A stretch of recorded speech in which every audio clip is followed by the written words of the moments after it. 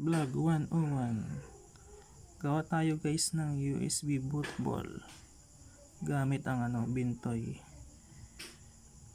Una, buksan lang natin yung browser, yan. Tapos punta tayong Google, search natin Bintoy. Yan. Tapos punta tayo dito sa download. Ito downloads. Yan.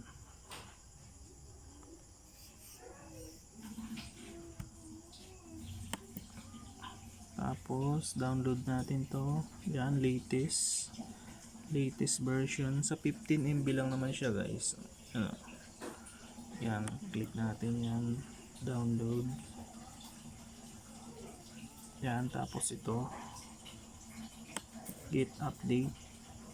Ay mali, sorry, ito pala download latest version. Mali pala yung kanina.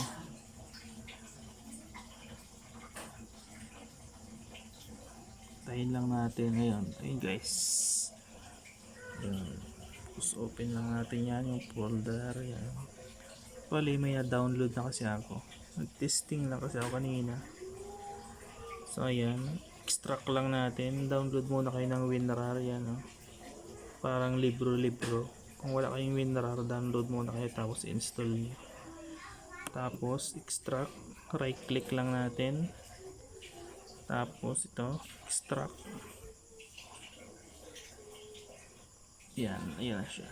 Yan. Tapos tayo doon sa folder nya. Yan, ito kasi yung una. Yan ginawa ko.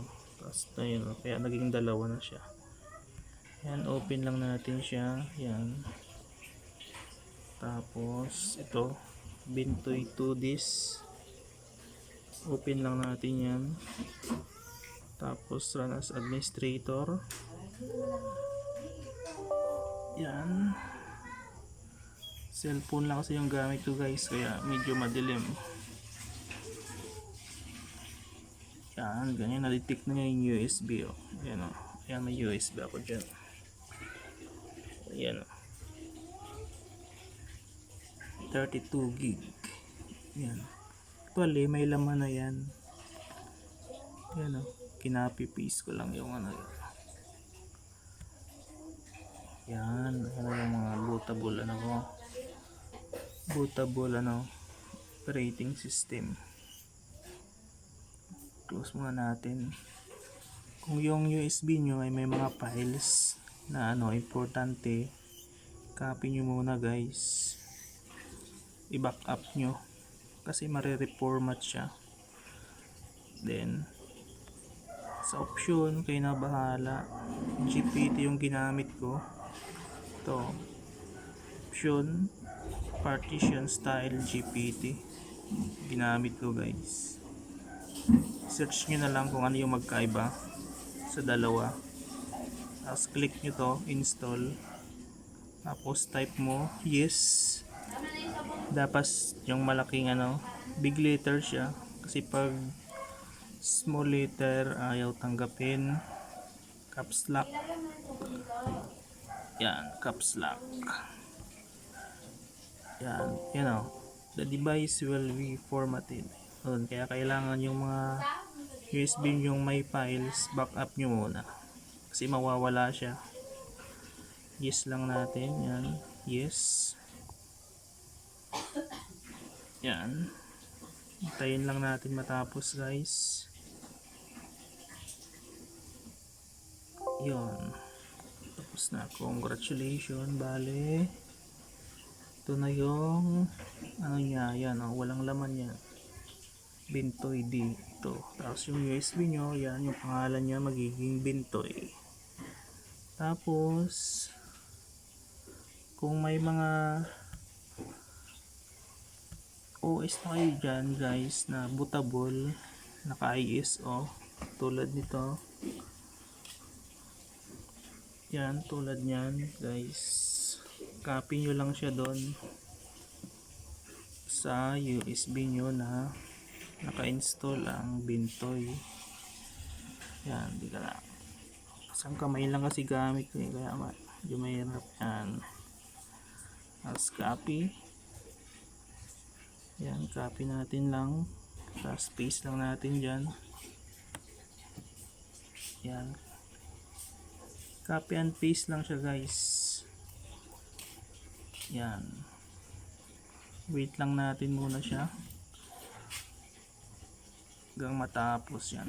Medyo matagal kasi yung copy, 3 OS kasi nasa 3 gig siguro ang isa, no. Try natin mamaya. 3 operating system na to.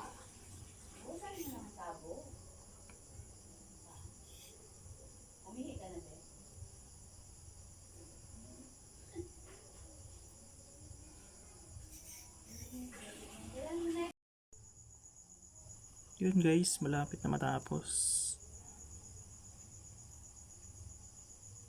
Yan o. Dalawa na yung na-copy. Try natin yun mamaya guys, kung gagana.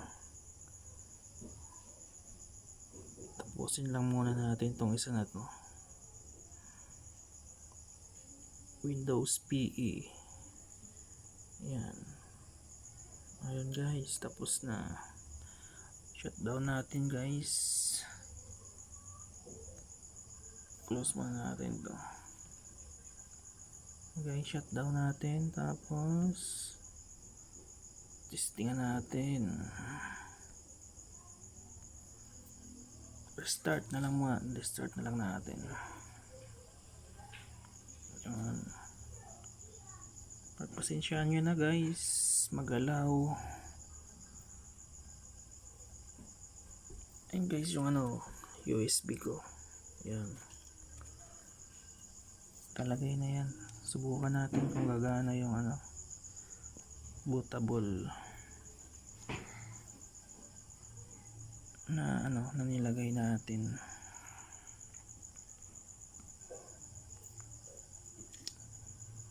Bagal kasi yung laptop ko eh. Ayan, mababa lang kasi yan. Intel lang. Yun guys, pagka restart, pintay lang natin yung F2. Yan. Or sa iba, F11 siguro. Ay, F1 siguro guys. Ayan na yung lumabas. Iba-iba kasi yung settings ng BIOS guys ng mga computer. Explore nyo na lang. Ito, natin. Dito. Gawin natin advance para yan, dapat ganyan guys. Tayo sa boot. Yan, boot. Tapos boot option, yan. Dapat ay nauna yung SanDisk natin, USB. Yan. Sa first option, dapat yun ang nauna guys. Para maano yung bootable natin. Yan, save lang natin. F10. Yan, or yun. Click save. Yan guys, save natin. 10. Yan, enter. Okay. Tingnan natin guys kung mababasa yung USB natin.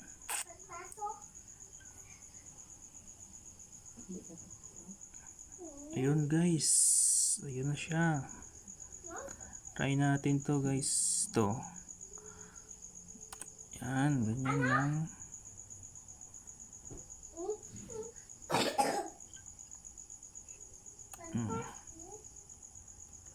Tapos pili lang tayo guys.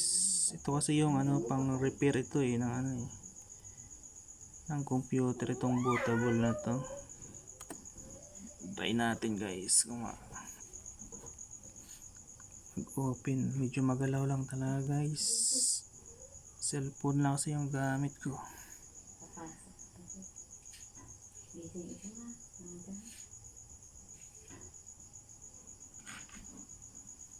So ayun guys, gumana. Try natin ulit yung isa mamaya.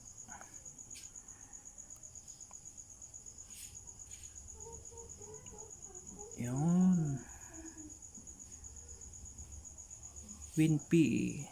Yan guys, pang ano kasi ito, pang repair ng ano, computer. Pwede yung makuha kung may mga password yung computer nyo, pwede nyo itong gamitin. Itong ano na to, itong bootable ano na to, OS.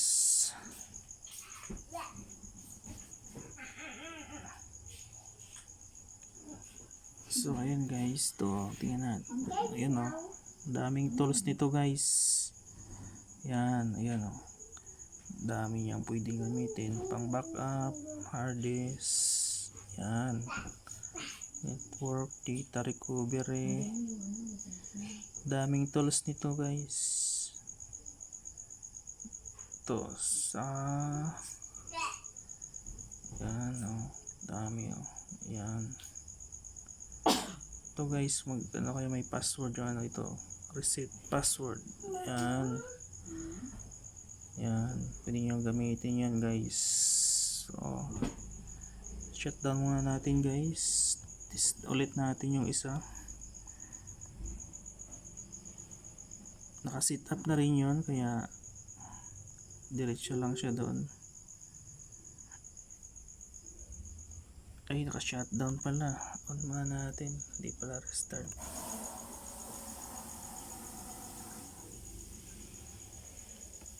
Isa. Try natin guys tong isa. Windows Superlight, Windows 10. Yan. Nito guys, pag nag-reformat tayo ng ano, mga computer, ito yung gamitin natin. Yan.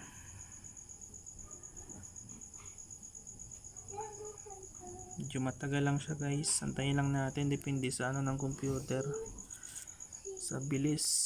Itong sa akin kasi mababa lang. Ayan o, Intel Celeron. Yun, Speak 3. Yun guys, ito na siya guys. Click lang natin tong setup na yan. Yan.